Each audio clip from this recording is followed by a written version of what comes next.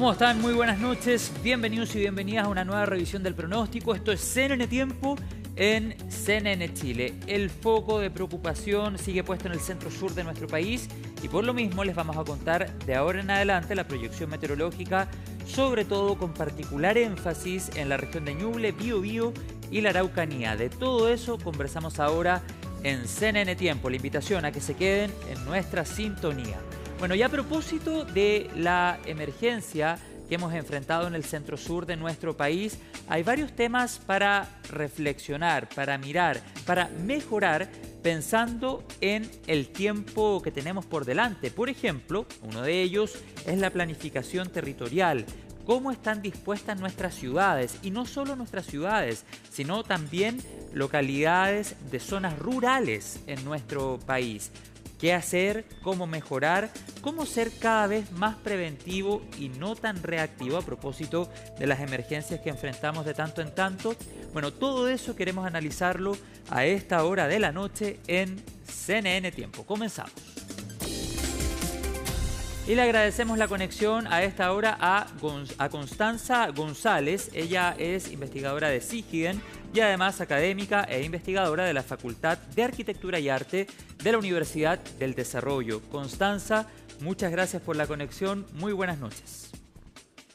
Buenas noches, José Miguel.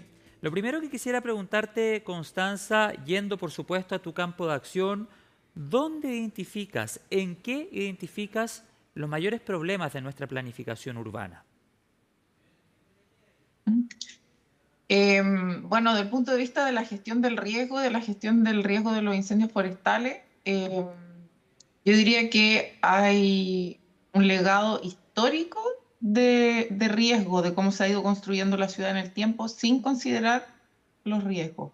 En el último tiempo ha habido avances, lo que es muy positivo en mi opinión. Ha habido modificaciones recientes a la Ley General de Urbanismo y Construcción para facilitar que se incorpore el riesgo de los incendios forestales en la planificación territorial.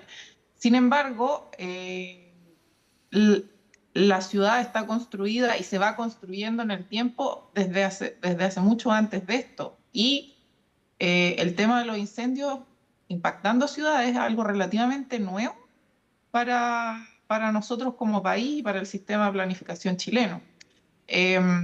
Una de las dificultades más grandes que tenemos al respecto es la lentitud en la que se van actualizando los instrumentos de planificación, principalmente los planes reguladores comunales, que son los que, en mi opinión, más pueden hacer para guiar el crecimiento adecuado de las ciudades en zonas expuestas a incendios.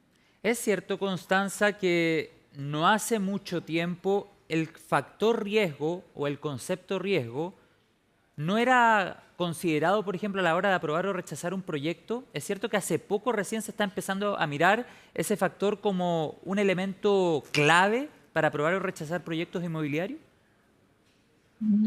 Mira, depende. Lo que pasa es que en Chile tenemos una historia Constanza. larga de catástrofes y la consideración del riesgo, por ejemplo, por terremotos, es muy antigua en nuestros sistemas de planificación territorial. Pero a medida que ha ido pasando el tiempo, con el cambio climático, la forma en que se van construyendo ciudades, han ido apareciendo riesgos emergentes, como son los incendios forestales, que hace 20 años no ocurrían estas catástrofes como las que hemos visto en la última década, donde ha habido múltiples ciudades que se han visto impactadas por incendios forestales. Y en ese tema todavía hay mucho por hacer en temas de planificación, y recién ahora, el año pasado, se hizo una modificación a la Ley General de Urbanismo y Construcción que facilita la identificación de áreas de interfaz urbano-rural, lo que apunta a mejorar un poco este tratamiento del riesgo de los incendios. Sí, y en ese sentido, Constanza, me gustaría hacerte dos preguntas, pero voy a comenzar por la primera, porque lo cierto es que los incendios forestales, y esto me gusta repetirlo para que no quede lugar a dudas, en más del 99,7% de los casos tienen el factor humano detrás. accidentabilidad, negligencia o intencionalidad. Hay que investigar, siempre lo decimos en nuestro canal. Por otro lado, tenemos el factor meteorológico con una crisis climática a nivel mundial que hace muchas veces que la propagación o el combate se vuelva muy complejo. Considerando esos dos elementos que yo te señalaba, ¿qué factor de responsabilidad tiene la planificación territorial de nuestras ciudades? La gran cantidad de viviendas que existen, por ejemplo, en territorios que no necesariamente son tan grandes en superficie. ¿Qué responsabilidad tiene en toda esta historia la planificación de las ciudades? Además de lo que yo te mencionaba al comienzo. Bueno, como tú bien mencionas, responsabilidades compartidas, no es la responsabilidad solo de la planificación o solo del cambio climático, son cosas multifactoriales, pero evidentemente que la planificación urbana y la forma en que se construye ciudad y se gestiona la ciudad tiene un impacto importante, una incidencia en cómo afectan los incendios cuando llegan a los asentamientos.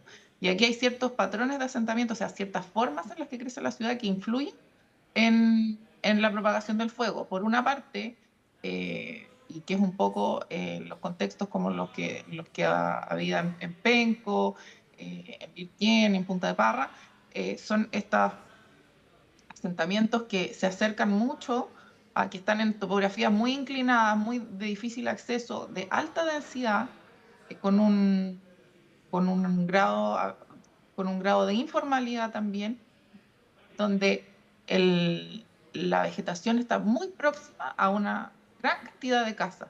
Y si en el caso que llegue un incendio, como fue aquí, es muy fácil que el fuego pase de una casa a la otra y no se detenga, porque las Mm. casas están muy próximas, hay mucho material combustible, la gente va ampliando sus casas, haciendo bodegas, segundas viviendas, y al final es como un continuo de combustible casi donde es muy difícil detener el fuego si es que llega a esos lugares. Claro, y por ejemplo, un terreno en pendiente es mucho más propenso a una propagación más rápida. Claro, el fuego avanza mucho más rápido en pendiente. Se estima que cada 10 grados de pendiente el fuego duplica su velocidad, avanza más rápido hacia arriba. Claro, claro, mira, interesante explicación. Además, Sí, te escucho, dale. Además, en las quebradas se tiende a acumular combustible, matorrales, por lo tanto también son frecuentemente un foco de combustible. Claro, claro que sí. Y en ese sentido, considerando una de las principales características de este territorio del centro sur que se ha visto afectado por la emergencia, con una gran cantidad de vegetación, que en el invierno fue verde, que en verano se vuelve amarilla, por ende altamente combustible, eso por una parte, también considerando características de este terreno que nos hablan de una alta presencia de pinos, de eucaliptus, que se vuelven también altamente combustible, ¿qué podemos hacer?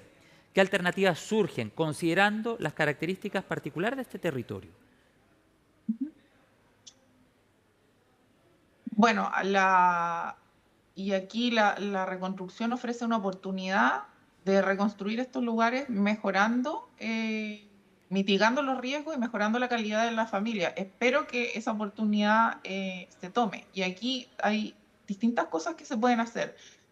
Primero, el primer paso, el más importante de todo, es tener un análisis del riesgo para saber a qué uno se está enfrentando realmente, dónde es posible reconstruir de manera segura si es que se implementan medidas de mitigación y dónde realmente el riesgo excede, eh, el riesgo es demasiado alto y lamentablemente quizás hay que relocalizar a ciertas familias, aunque debería ser la última opción. Idealmente que las familias se queden en su lugar de origen donde tienen arraigo, tienen su casa originalmente.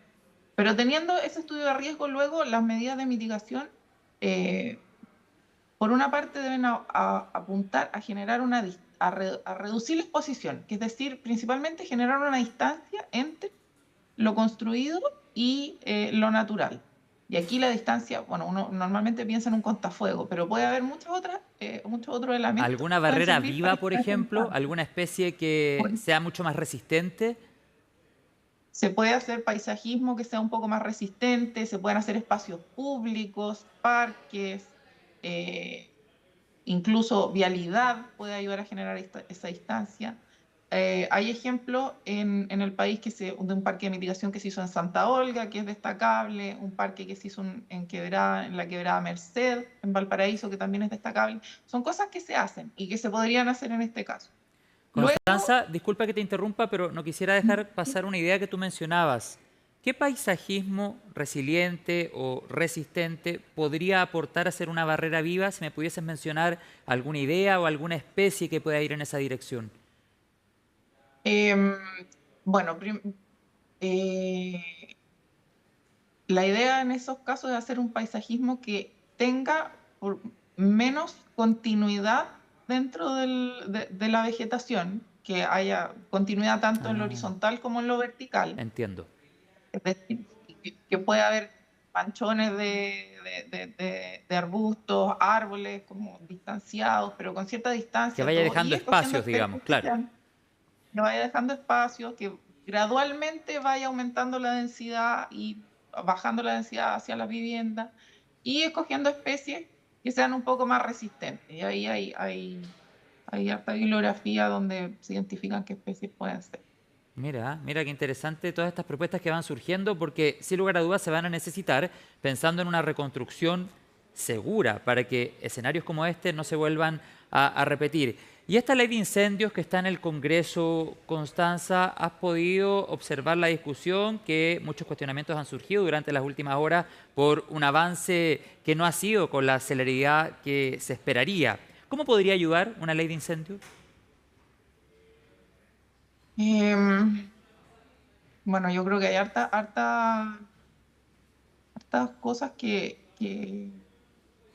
cambiar, que mejorar. En mi opinión, del punto de vista de lo que estamos hablando ahora, yo creo que es necesario hacer precisiones de cómo se implementa esto de la interfaz urbano-forestal, eh, quizás no necesariamente a través de leyes, sino de normativas, entregar ciertas guías de cómo se mitigan los riesgos para que no sea un poco que cada municipio vaya tratando de inventar la rueda y, y también tratar de avanzar a quizás ahora que se creó esta nueva entidad del CERNAFOR, a mí me parece positivo, que también tuviera un rol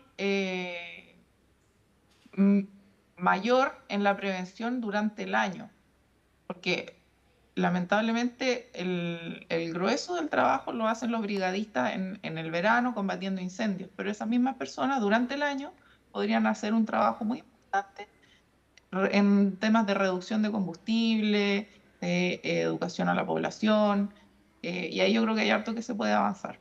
Claro, y este proyecto, esta ley de incendios, ¿cómo crees debiese hacerse cargo de, por una parte, territorios resilientes a emergencias de estas características y un punto súper relevante, los accesos, pensando en potenciales vías de evacuación, pero también de los accesos de vehículos de emergencia, que muchas veces es bien engorroso o no necesariamente tiene el espacio suficiente para que tremendos carros accedan?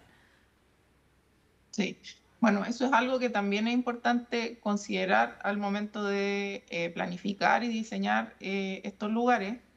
La accesibilidad para que ocurra simultáneamente, que la gente pueda evacuar y que los carros de los servicios de emergencia puedan acceder a los lugares, es, es esencial y lamentablemente en estos lugares donde tienen topografías pronunciadas, muchas veces es difícil.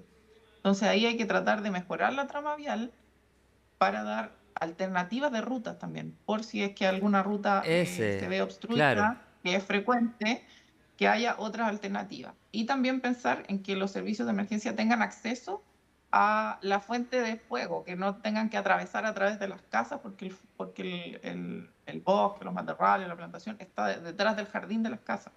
Claro, pero eso hoy día no es una exigencia en nuestro país, por ejemplo. No, Imagínate, imagínate. Y todas las imágenes que estamos viendo, cómo no han despertado ya hace bastante tiempo la necesidad de que esto se vuelva imperativo. Ya para casi finalizar, Constanza, te quería hacer dos preguntas. La primera de ellas tiene que ver con nuestra alerta SAE.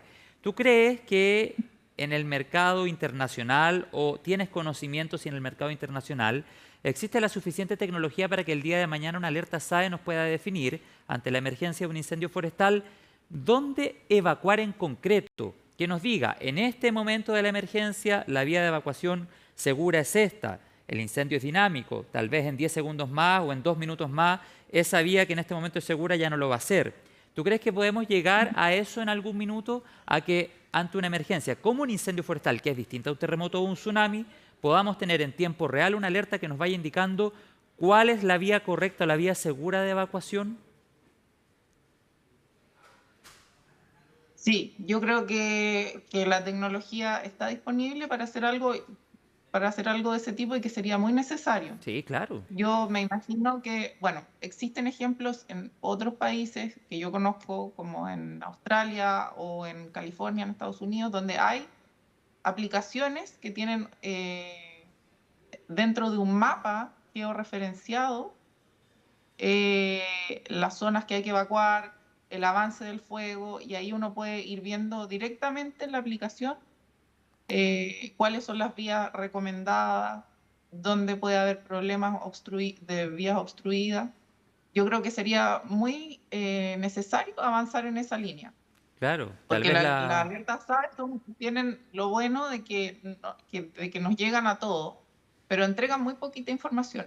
Y si uno Sí. tiene acceso a Internet, manejar esa información también ayuda a tomar mejores decisiones a las personas y a estar un poco más tranquilo también. Por supuesto, por supuesto. Además que lo decíamos antes, en una emergencia como un terremoto o un eventual tsunami, la vía de evacuación siempre es la misma, es algo que está establecido. Pero en el caso de un incendio, las vías de evacuación pueden ir cambiando minuto a minuto, así que sería interesante lograr generar una alerta lo suficientemente específica y pensada particularmente en este tipo de emergencia. Quizás la inteligencia artificial pudiese ayudar en una misión de estas características. Quedaremos atentos a aquello. Y por otro lado también, Constanza, la redundancia, porque muchas veces en medio de un incendio forestal hay antenas de telecomunicación que se ven afectadas, por lo tanto, redundar con el mensaje de seguridad a través de radios, las más tradicionales, las más análogas incluso, radios FM, radio AM, también son un aporte, pensando en que una radio a pila se vuelve un tremendo aliado en medio de una emergencia de estas características. En una situación así, redundar con el mensaje, llevarlo por diferentes canales para que todos lo puedan escuchar en lo posible o puedan tener la instrucción necesaria. Bien, Constanza, ¿alguna reflexión final? 3 pilares que tú consideres debiesen ser clave en un proceso de reconstrucción, 3 pilares que no pueden faltar en un escenario que vamos a comenzar a vivir de ahora en adelante. Tenemos la reconstrucción pendiente de la región de Valparaíso, eso no ha terminado. Hay avances, pero no son suficientes para nada. Y ahora tenemos por delante una reconstrucción en el centro sur. ¿Qué no debe faltar para que este proceso se haga con la celeridad indispensable? Yo creo que lo primero es reconocer y hacerse cargo de la urgencia con la familia afectada. Eh, en el fondo, ellas tienen que estar al centro de estos procesos. Y eso es súper importante porque si no, finalmente estos procesos no tienen un buen término. Segunda cosa que es esencial y que le decía al principio y que no siempre ocurre es hacerlo en base a un análisis del riesgo. Saber con qué se está trabajando antes de llegar y tomar decisiones. Y luego, teniendo en consideración todas las medidas de mitigación del riesgo que hablamos antes, para facilitar la respuesta, etc., es esencial que haya autoridades comprometidas con la reducción del riesgo y valientes en cierta medida, dispuestas a hacer los sacrificios que implica hacer una reconstrucción reduciendo los riesgos. Mira, bien interesante el punto que tú nos señalabas. Hemos hablado con otros entrevistados y entrevistadas también de la gran cantidad de territorios en nuestro país o de la gran cantidad de población en Chile que vive en zonas de riesgo. No tengo la cifra exacta ahora, pero es un número súper considerable, y no estoy hablando solo del centro-sur de Chile. Hablo en el norte cuando pienso, por ejemplo, en eventuales aluviones que han golpeado a esa zona de nuestro país. Hablo, por ejemplo, de lo que pasa en la región metropolitana, en la comuna de Maculo, la Florida particularmente, por la quebrada de Maculo y lo que pasó en el año 1993, y así también otras zonas, o el sector costero de la región de Valparaíso, súper explotado también, Constanza González. Yo te quiero agradecer esta conversación. Muchas gracias a ti por la invitación. Que Me tengas una despido. buena noche. Sí, que tengas una buena noche. Nos vemos más Igualmente. adelante. Chao.